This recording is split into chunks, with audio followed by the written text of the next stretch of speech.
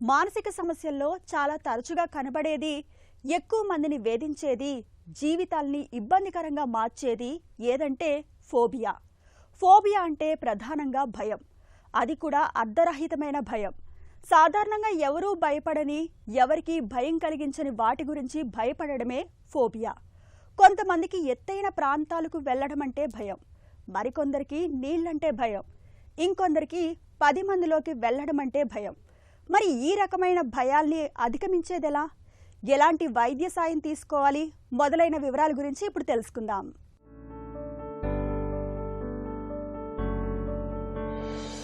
పైకి ఎంత గంభీరంగా కనిపించినా భయం లేని మనుషులే ఉండరు. కొంతమందిలో మాత్రం అది తీవ్రమై ఫోబియాగా మారుతుంది. మనసు పొరల్లో అలజడి రేపి ఆత్మహత్య దాకా తీసుకెళ్తుంది. కొందరికి బల్లులంటే, మరికొందరికి బొద్దింకలంటే, ఇంకొందరికి చీకటంటే భయం. ఇలా చాలా మందిని ఏదో ఒక భయం వెంటాడుతుంది. నిజానికి ఇవేవి ప్రాణాపాయం తెచ్చేవి కావు. కానీ ఈ ఫోబియాలతో కొందరు తీవ్రమైన మానసిక ఆందోళనలకు గురి అవుతుంటారు. హృదయ స్పందన పెరగడం, శ్వాస తీసుకోవడంలో ఇబ్బంది, శరీరంలో వణుకు, చెమటలు పట్టడం, స్పృహ కోల్పోవడం వంటి లక్షణాలు కూడా కనిపిస్తుంటాయి. కొంతమంది తీవ్రమైన డిప్రెషన్కు లోనవుతుంటారు. నిజానికి ఈ రకమైన భయాలకు చిన్నప్పుడే బీజం పడుతుంటుంది. చాలా మందిలో వయసు పెరిగే కొద్దీ తగ్గిపోతుంటాయి. కొందరిలో మాత్రం మెదడు పొరల్లో నాటుకుపోయి వయసుతో పాటు పెరిగి తీవ్రమవుతుంటాయి. చిన్న వయసు నుంచే సరైన చికిత్స అందించడం ద్వారా ఇలాంటి భయాలను పూర్తిగా తగ్గించవచ్చని వైద్యులు పేర్కొంటున్నారు. కొన్ని ఫోబియాలు అవి అనుభవంలోకి వచ్చినప్పుడే మొదలవుతాయి. తర్వాత ఆ పరిస్థితి ఉండదు. కొన్ని మాత్రం నిరంతరం వెంటాడుతూ ఉంటాయి. ఒక దశలో తీవ్ర కుంగుబాటుకు గురవుతారు. పదే పదే భ్రమలోకి జారిపోతుంటారు.